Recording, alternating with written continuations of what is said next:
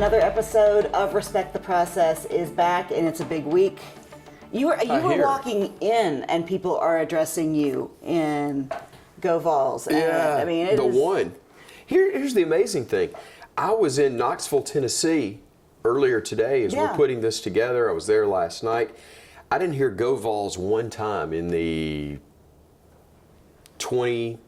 18, 20 hours that I was in Knoxville, but I got it as I walked in here from a guy. You better get it in quick. You're not going to have much more time, and then hopefully it'll go back to like it was for 16 years prior to the other day. So last week I said, can we count on this offense to win a game? And lo and behold, they had the sustaining drive, great pass.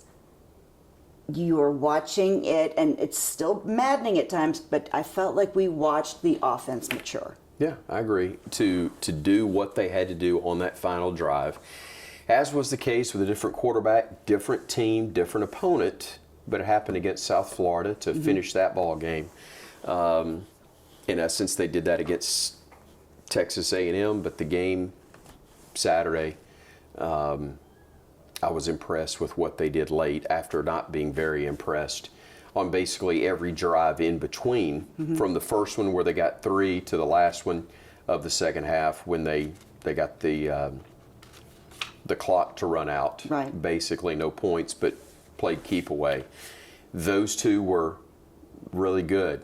There were a few in between in the first half that were nice, but tough second half. But there was, to me, a shining moment. It was third quarter, 3rd and 3, and they were inside the 20. Milroe back to pass. He's looking, and it almost, you could see him thinking, if I force this, it's a pick. Yeah. And I was like, I think that was a moment right there where, again, it's coming to him in increments. It is. Still, 4 or 5 sacks that they gave up, and 2, 3 of those are on him. It's not the offensive line, even though they've got their share the responsibility and the blame. But he did a nice job by and large. But there's 2 or 3 where he held on to it too long. Now, help me. No picks, no turnovers Saturday. So better in that regard, protecting it better. The throw he made to, good grief, I'm drawing a blank on when exactly it occurred, but he had a 3rd down pass where he's backpedaling, and I mean barely threw it over the defender's arms. I'm watching from a box in the end zone, the north zone, and you're watching, it looks like he has thrown an interception. And it looks like it just barely gets over the linebacker's hands or head. And as it turned out, when you watch it through the camera, it was a perfect throw. But really contested. He's making some nice throws. He's got to avoid making the big mistakes, and I think he's doing a better job of that. Because I can't stop with a movie reference. I love a good movie reference, and I was thinking about this, that we're going to Days of Thunder with Cole Trickle and Harry Hogg, and we get to about maybe first third of the movie. It's not going well, and they sit them both down, and they have to figure out a way to communicate, because what Cole's telling Harry, it's not working. And I kind of feel like maybe Jalen and Tommy are still trying to figure that out, because Jalen is a redshirt sophomore. Tommy's still pretty young. He's in the coaching world. I sometimes feel like the two of them are still trying to get on the same page. Because also I feel like if Jalen maybe were not a redshirt sophomore and were older, he might be more confident and assertive at times when he knew to make the decision. We talked about this last week, 2 weeks ago. I can't remember when it was, but if this were the old days or even 5, 10 years ago, everybody's talking about how great Jalen Milroe is going to be.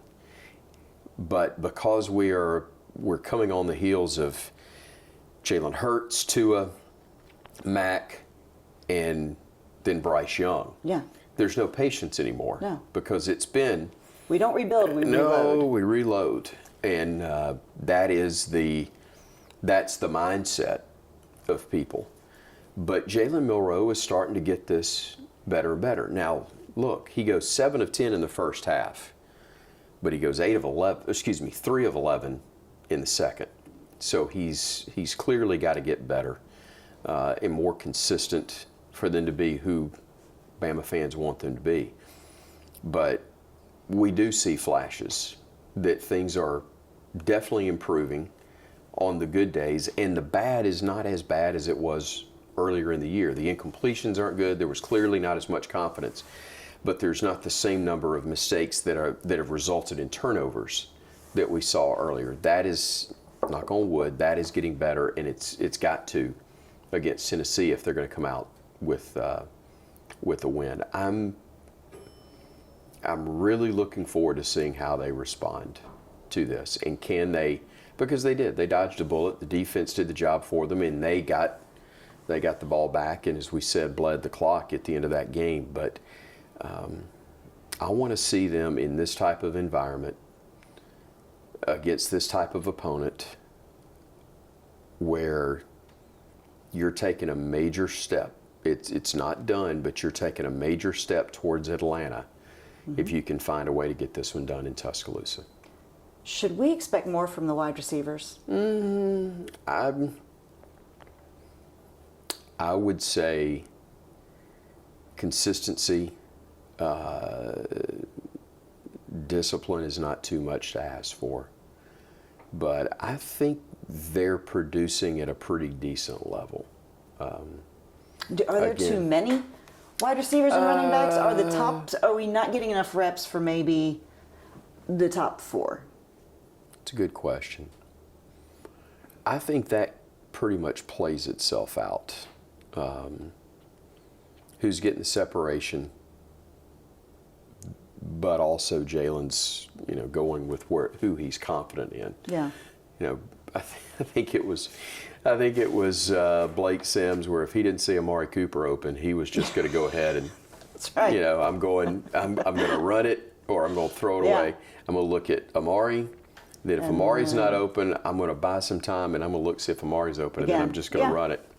Not a bad formula, by the way, but I do think he can get 2 locked in on one guy, and Jermaine Burton's been that, and then Jermaine will struggle with some stuff. It's not even live ball stuff. We talked about it. I'm not going to continue to go there, but it's more dead ball stuff with Jermaine that can be an issue for him, but super talented, and if he can continue to play at that level, then this team's got a chance to be really dangerous going forward. I mean, one thing about the offense, several things about the offense, but one thing in particular, they do not have a great deal of sustained drives. The defense is on the field a lot. Even big plays can get you off the field in a hurry. Exactly. So it's, to the defensive credit, not only are they getting it done, they are on the field a lot. Well, it's a pretty deep group. Yeah. Not as deep when you didn't have Malachi Moore last week or for the last game and a half. How does he look for this week? Here's what I would say there. If you see him in uniform, and we did on Saturday, even though he didn't play, if you saw him in uniform, that means he's at least trending the right direction.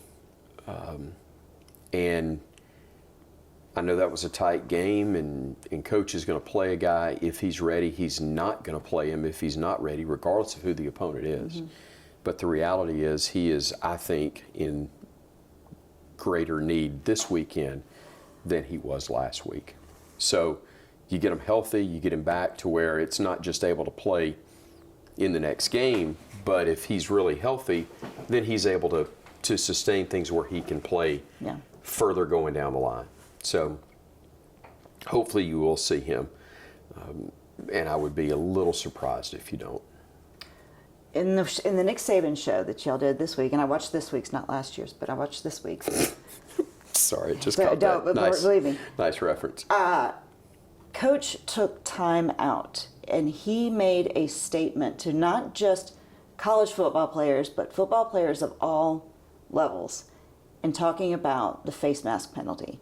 Yeah. And he made a point to talk about how it not just affects you, it affects the whole team. Change the game. And I thought that was very poignant, that he made such a point to do it in the show, and I have to imagine the point he has tried to make to his team. What's so interesting in all of that is hearing him say, I guess during the press conference on Monday, he tries to send a message to the team, which is exactly what Coach Bryant used to do with his television show.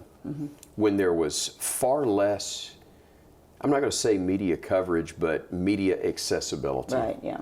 And the immediacy of it. For most of us growing up, watching the Bear Bryant show on Sunday afternoons at 4:30, that may be the first time you saw highlights of an Alabama game the entire weekend.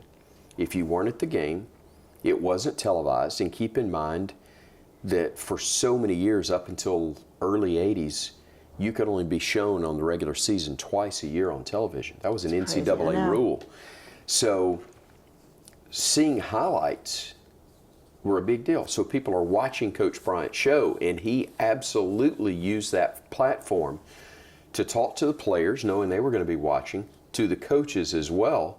Mal Moore talked about that and how he knew if you got called out on the TV show, Coach wasn't happy because there was a play where there was a missed tackle or whatever, and I guess it would have been offensively, so it was a drop ball or something. And he goes, "That's not the way we teach it here, Coach Moore." Oh, said it by name. flat out. By name. Oh yeah, absolutely. So that show was used to send a message. Nick Saban talks about how he uses his show for that very same purpose, and in making statements so that they're hopefully heard by players, by coaches, and by everybody else, to try to get everybody on the same page and the mindset going the way that he wants it to go. And yeah, I think that message can be received, although he said the halftime message wasn't very well received. He said, we'll just ball that up and throw it away. Well, it's that fine line of trying to find some nasty in a team and also maintaining poise. Yeah. Not hurt. And we talked about it earlier with Jermaine Burton of celebrating with your team versus celebrating yourself and getting a penalty. And also, this team is not in a position to be able to get away with a penalty like that. No, they're not. The margin for error is not the same. I think this team can win a national championship. I do. I think they're good enough to do that if they continue to grow, build, stay healthy, and catch a break here or there. I do. I think they're good enough to do that. The margin for error is not what some of the other teams have had, though, that have won titles or been in position for that. So I think it'll be very interesting to watch how that all plays out. And obviously, Tennessee coming in to Bryant-Denny this week. I've heard. I think it was on the news. Yeah. I think it was in the newspaper probably. But, historically, this is a big game for the fans. Right. This is a big game, third Saturday in October. Right. But for you, I'm just imagining as someone who plays for Alabama at this point, it may not be the same thing as next game up or next man up versus it being, this is Tennessee. Yeah. Look, I don't know that many games mean the same thing because you have so many guys from different parts of the country, some guys that are one-year players, others that are four-year guys. I just don't know. I'm not saying it doesn't, but I think what we thought of as rivalry games and big weeks, big games, I don't know if, I'm not saying they care less about winning, but I just don't know that those things historically and traditionally mean as much as they once did. They're not playing Rocky Top every day in practice. Probably not. They might. They may do that when they're going to play them on the road because it helps you acclimate to that. Right. But it's not something that causes you to see fire when you're a kid, because a lot of those kids don't know. Some do. Some of them absolutely do. I think it's bigger for the adults like me that know the history. That have people stop you in the hall. People stop you in the hall, but also, when Alabama won 16 straight, and there's all the conversation about, does it mean the same? Does it still matter? I'm like, heck yeah. I remember what Tennessee did. I remember what Phil Fulmer did. You better believe it's one thing to lose and have somebody beat you, but when somebody tries to destroy you, then you don't forget that. And 16 wasn't enough. 17 would not have been enough. 117 may not have been enough. Yeah. But the reality is they got to smoke cigars last year. And when I went to Knoxville, one of the gifts I was presented was a cigar to be ready. Would you smoke a cigar on set? Absolutely. In fact, when I was having all my health issues, I was coming off my stroke. It was before I had the bypass surgery. Jay Sharma was my physician, and he goes, do you, I said, Jay, what can I do to avoid another stroke? Yeah. What can I do to avoid this? And he goes, well, Chris, your background says that the stroke was a total fluke. He goes, do you drink? I said, Jay, I'll have a bottle of red wine every 2-3 weeks. He said, that really doesn't count as drinking. Do you smoke? I said, absolutely. One cigar every third Saturday in October. At that time, for 12 straight years, I said, I intend to keep doing it, certainly as long as Nick Saban's there. Yeah. He said, well, that doesn't count as smoking either. I said, good, because I'm going to keep doing it. That's right. And I know where the lighter is. I know now where my cigar is. And I will be ready Saturday should it go the way I want it to. It is amazing, I will say. It's been a long time since I've smelled cigar smoke where I didn't think it smelled very good. And when I was in Knoxville last year, it did not smell good. Putrid. It was I can only imagine. Awful. I know you just came back from Knoxville literally just now. Up there giving State of the Union addresses or, I mean, trying to rally support amongst the Crimson that do live in an orange state? You know, the thing that was really cool is that is one of the biggest and best chapters and financially strong alumni chapters for the University of Alabama anywhere outside the state of Alabama. And they give a lot in terms of scholarships. They do a bunch of events. You know, I was joking with them about being missionaries. You know, they're trying to convert, trying to spread the word behind enemy lines. And you know, I wasn't going trying to encourage them. They were just spitting venom. They were ready to get a win. They were glad to have anybody wearing crimson come join them, and they've got a great group, and it was fun to be with them. But man, they don't need encouragement. They're ready. They smell blood and they want it. Well, and you know, the Tennessee game is big, but almost over the past 10 years, the LSU game has become. I agree. 10, 20 years probably. Because it's got, I mean, you know, we had the emotion there for a while of Saban versus former team. Before that, you had Saban at LSU versus Fran at Alabama. You never forget, if we'd known then what we know now, we wish that Nick had mopped up the floor with him. But you know, Fran beats him pretty bad and then has a finger in his face afterwards. And, you know, we foolishly liked that at the time, never knowing that guy that he was pointing the finger at would be one of the greatest coaches in the history of college football, and he would be ours. But it is interesting that, you know, that game has elevated as, I mean, Auburn will always be there. Sure. You know, LSU is right up there. I'm not saying Tennessee is diminished at all. It's just it's a different animal. To the younger fans, I think it has. Yeah. To the old guard, and I don't say that disrespectfully, but people older than I that remember when Tennessee and Alabama were parallel, and General Neyland and Coach Bryant, that go back to that real history a long time ago. It means a lot. But I think, again, for people like myself and maybe a little bit younger that remember everything with the NCAA and Phil Fulmer's involvement, and again, the belief that he didn't just try to beat Alabama, he tried to destroy Alabama. Yeah. That to have them be on the wrong end of the score so many times in a row, and to have these struggles that they've had, and meanwhile, to have Spurrier lobbing grenades from a distance to just keep stirring the pot. It was so much fun to have Steve Spurrier do that. All of those things, I think, factor into why that one is still big and that one's still personal. On the field, LSU has certainly had much more on the line than Alabama, Tennessee.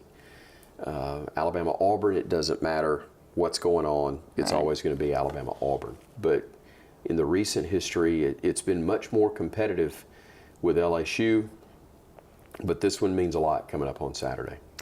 Now, we know that Tennessee, they're gonna be headhunting. They're gonna blitz. Right. It's Alabama trying to figure out how to slow this down. And that's been an issue, whether it was South Florida, or whether it was Texas A&M or Arkansas, and will be the case against Tennessee. They've got some talent there. They can absolutely create problems.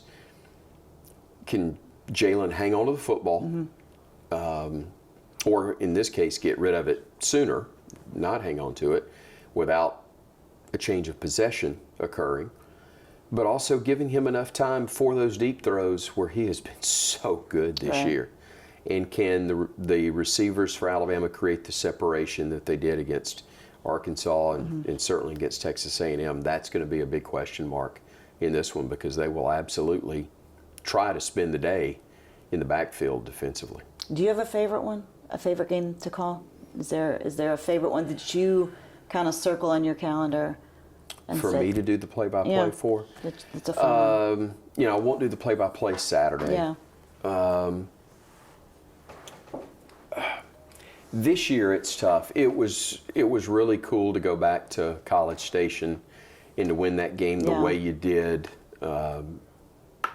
at the end, as they did the year before, although slightly different, but a lot of similarities to that.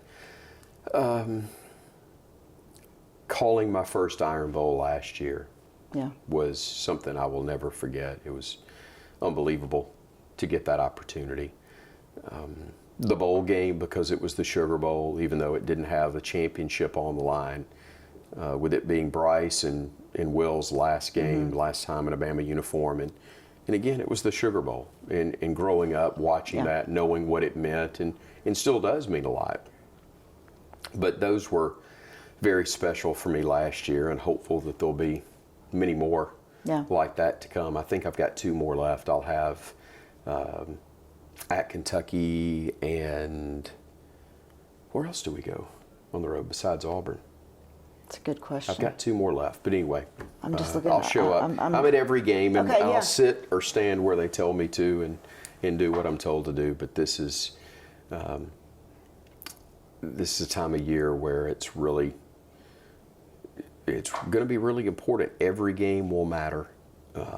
But even though it was a loss, getting to be there and broadcast for Alabama against Tennessee was something that meant a lot. It just really sucked afterwards, trying to fight the crowd and get down to the locker room and do Coach's TV show. Well, and I think going back to what we said, this is more of a revenge game in terms of, I would have to imagine the team looking at it, versus whatever jersey it is. They lost to Tennessee in Knoxville last year. And it'll be the same way when you play LSU in Tuscaloosa coming up in just a few weeks as well. Both will mean an awful lot. But, I mean, with the exception of Malachi, they've stayed freakishly healthy so far. Yeah, so far. But again, it only takes one, and the wrong one at the wrong time, and things can look dramatically different.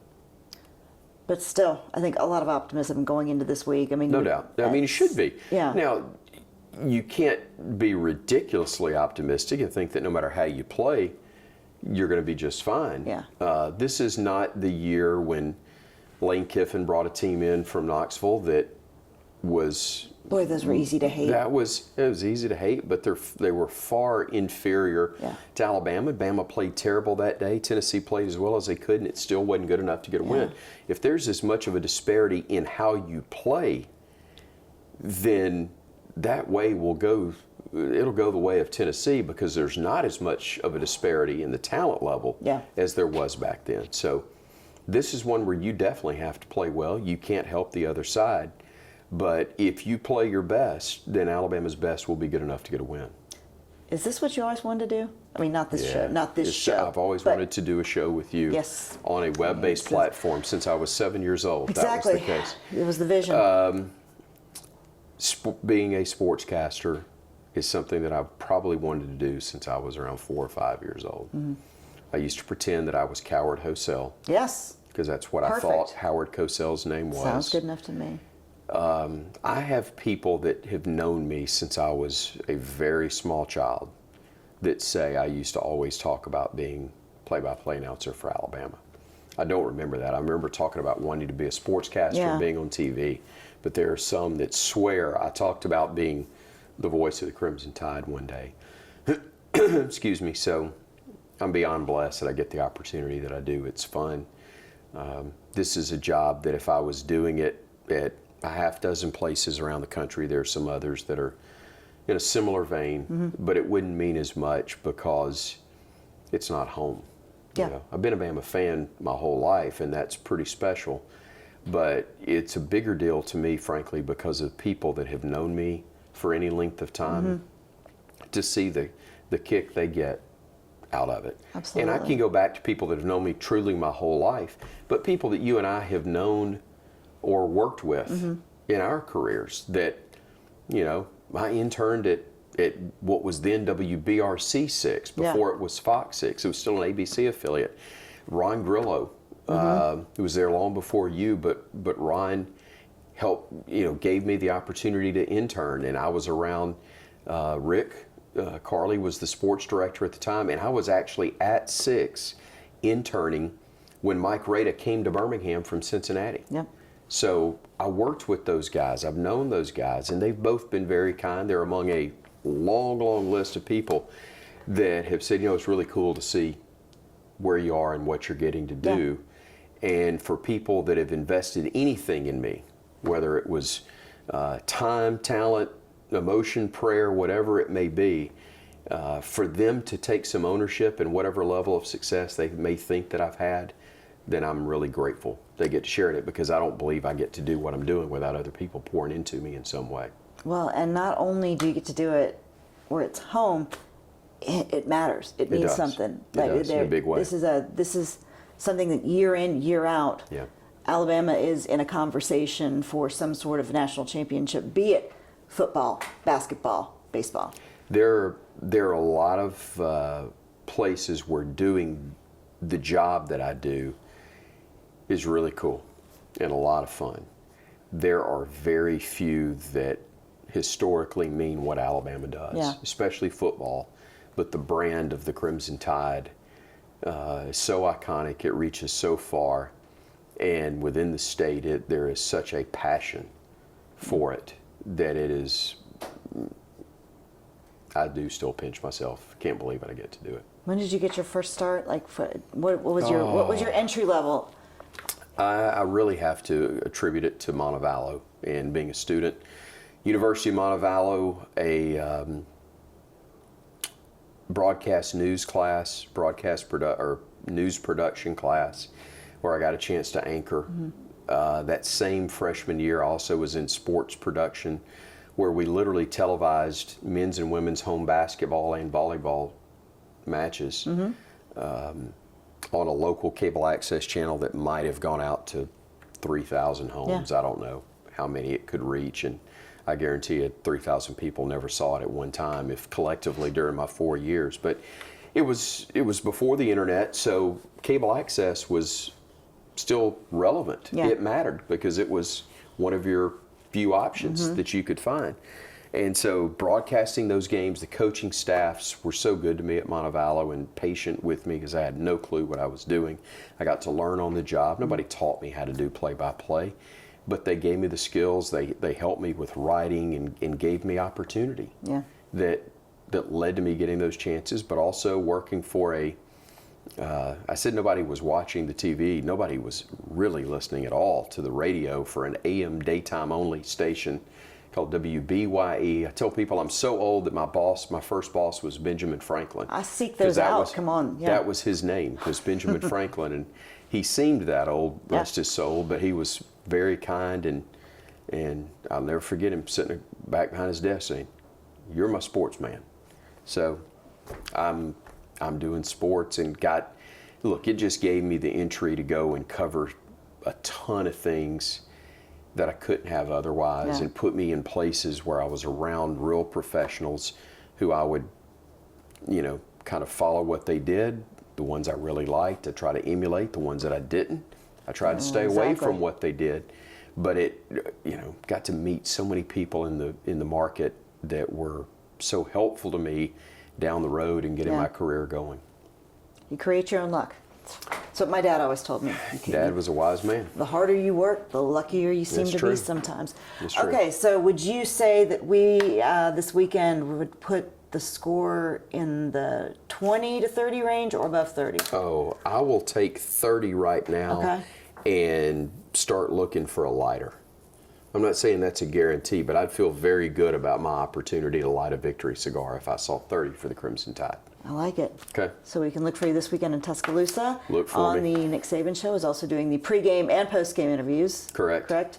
And we can also find you at ChrisStewartOnline.com and also Twitter at CStewartSports or X, whatever we're calling it.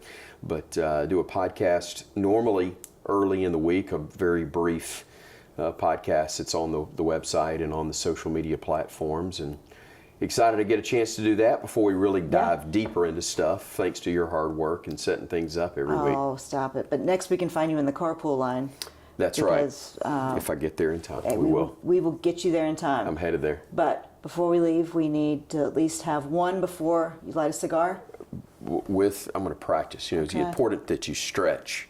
So this is me stretching and roll Tide. For Chris Stewart, Kelly Hunter, respect the process. We will see you next week.